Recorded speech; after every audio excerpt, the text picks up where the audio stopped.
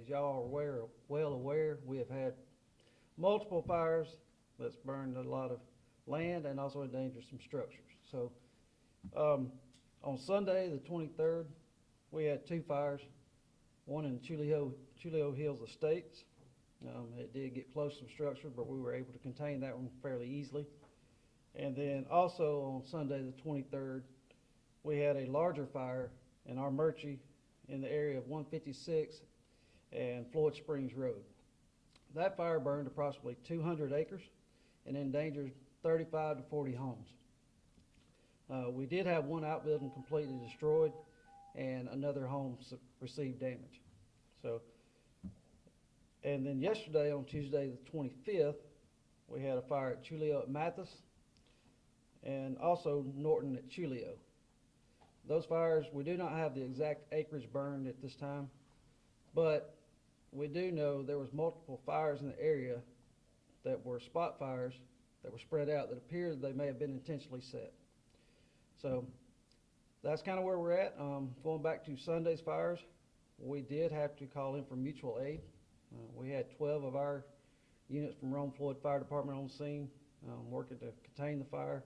However, due to dry conditions and strong winds, the fire was more than we could handle. So we did call mutual aid and also Georgia Forestry. So we had mutual aid come in from Summerville, Georgia Fire Department, Gore Fire Department, Chattoogaville Fire Department, Gordon County Fire Department, Polk County Fire Department, and Cedartown Fire Department. We also received assistance from Georgia DNR, Georgia Forestry, and they provided support both on the ground and in the air. And then we did receive other additional assistance from Atrium EMS, Advent EMS, Floyd County PD, Floyd County Sheriff's Office, and assisting with evacuation of those 35 to 40 properties that were endangered. So well, it's been very busy for us. We've been very fortunate to be able to contain these fires and extinguish with low damage. We have not received any injuries or fatalities as a result of these fires. So that's kind of a brief overview of what we've encountered the past 4 days. We'll open it up to questions if you have any at this time. I know you guys were talking about some of the fires possibly being intentionally set. Can you walk us through each one and kind of what we know about how they started and the investigation? We will. I'll bring Officer Bell up on the one from Sunday.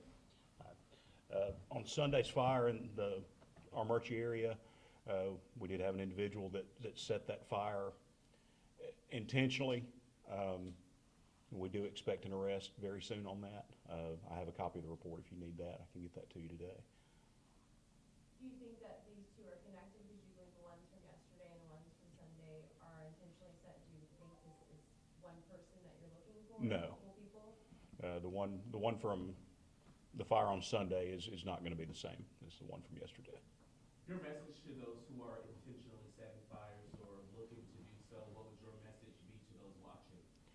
Anybody that sees, whether it's somebody intentionally setting a fire with the intention of destroying property, or if you see someone setting a fire, to burn brush or something like that, it, doesn't have any bad intent, it's still really dangerous times to burn anything right now. Go ahead and call 911. We'll have either these guys will respond or we will.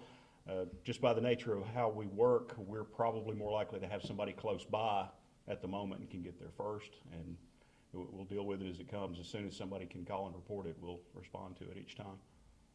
I guess I piggyback on your message that this is the most dangerous time for you guys right now with this red flag warning.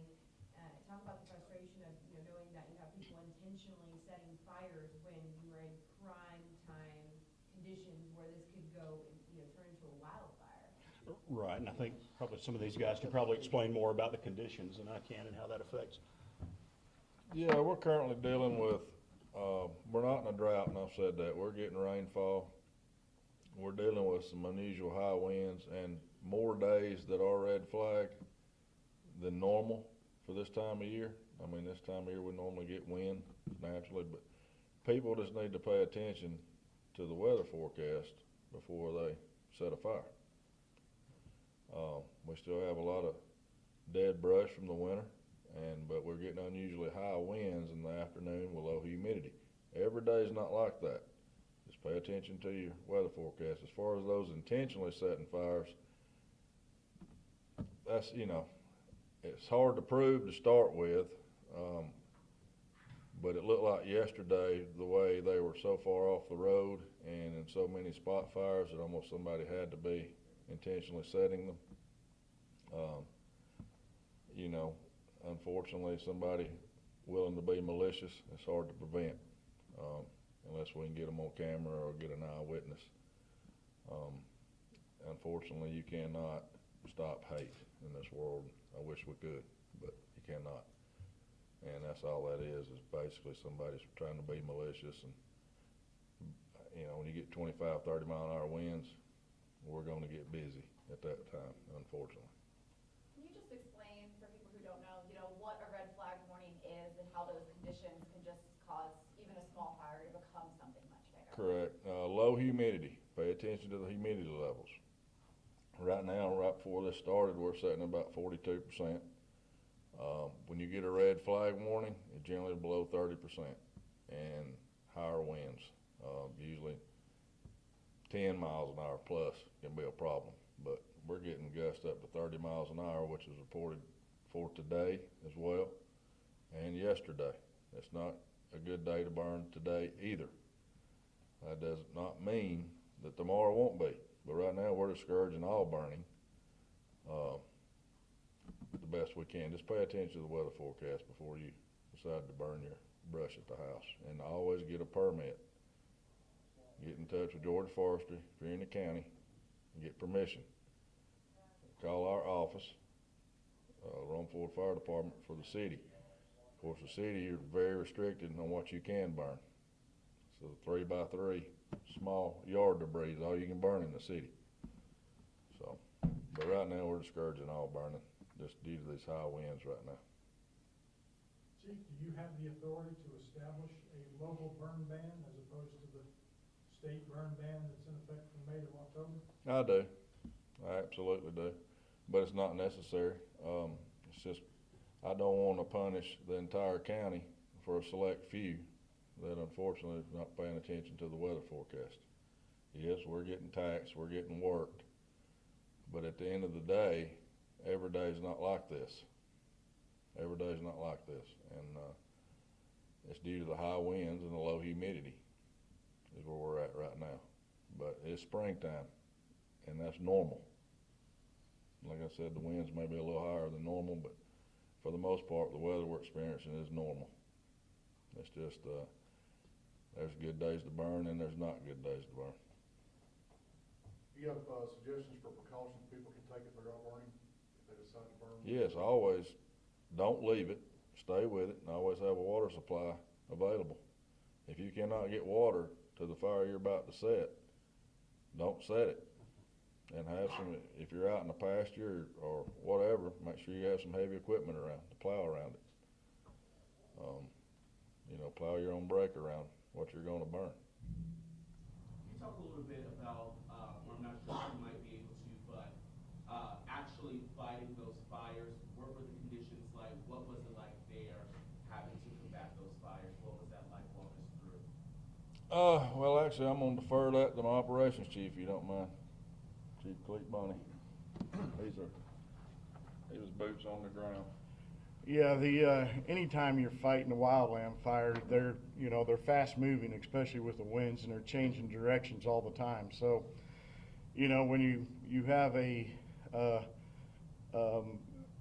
start throwing structures into the mix with wildlands and stuff like that, that adds another element to it. So what we end up having to do is obviously protect the structures are our biggest and number one priority at that time.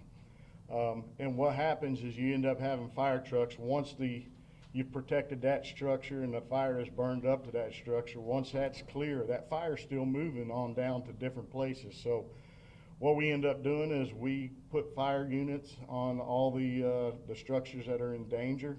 As soon as that structure becomes safe again, that unit will move to another structure and start protecting it. A lot of resources are used, a lot of manpower is used. It's exhausting work, much harder than a regular structure fire that you traditionally fight. Any other questions? Just to be clear, you said you think there's two separate people then. You think there's a suspect in the arson on Sunday and a suspect in the arson from yesterday? Correct. The one from Sunday is not going to be someone that did anything yesterday. And I know you said you could get us that report later, but are you able to share whatever details you have learned about just the circumstances surrounding Sunday's fire, how it started, what it was, if it was, intentionally set versus something that got out of control? It was intentionally set, as far as whether there was an intent to do as much damage as there was, that is not completely clear. But it was an intentionally set fire. And you have a person of interest that you're looking for? Yes, For that one, but not for yesterday? that's correct. Gotcha. Are you asking for any kind of video surveillance from the public and where can they send that to? For yesterday? For yesterday, y'all talk. Yeah, we are asking for the public if they saw anything suspicious or someone suspicious to call our office at 706-236-4500. And then you can also go to our website and submit comments there. And my last question, just for clarification, were there any structures damaged Sunday? Sunday, yes. Okay. Yeah. What were those numbers? There was one outbuilding that was completely destroyed, and there was another single-family dwelling that extensive damage? Extensive damage. And I believe almost 200 acres. Yesterday we had 200. And Investigator Watley investigated Yes. the damage structure So, yesterday. yesterday, I was the investigator on the fire that happened at Chulio and Norton Road. They initially called me out there. Upon arrival to the scene, I did notice that there were several spot fires that had been set that were on the edge of the roadway that burnt back towards the woodline area that caused fires. And the way they were set made me believe that they were intentionally set because they were not a continuous burn. You would have one fire that would burn, and then about 20, 30 yards down the road, there was another spot fire, and then about half a mile, there was another fire that created, and the wood fire that created the rest of the fire that burnt the pastures and everything. So there was about 4 or 5 of those spot fires that were set, which leads me to believe that these were intentionally set fires. They were far enough off the road as well. They were far enough off the road, yes, sir. Before we end, can y'all do us a favor and just state and spell your first and your last names and your title of everybody that spoke, so we can have that? You want them to go in order as they spoke? I don't think it matters. It doesn't matter. But before you leave, I do have one last question though. Just because I don't have a bearing of the land or lay of the land, how far are the fires that happened Sunday compared to the fires that happened yesterday? Opposite It's side. opposite side of the county. Okay. Yeah, they're nowhere close. Go ahead and give you what. I'm an investigator, Brenton Watley. It's BRENTON WHATLEY with the Rome Fire Department, Rome Floyd Fire Department. I'm Mike Bell, it's MIKEBELL with Floyd County Police Department. I'm the Public Information Officer. Jamie Stone, JAMIESTONE, Division Chief, PIO, Rome Floyd Fire. Troy Brock, Rome Floyd Fire Department. I am the chief of the department. TROYBROCK. Cleet Bonney, Division Chief of Operations, Rome Floyd Fire, CLETEBONNEY.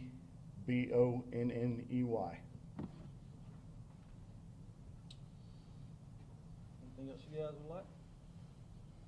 Thank you so much for putting this all together and all being here. All right, thank y'all.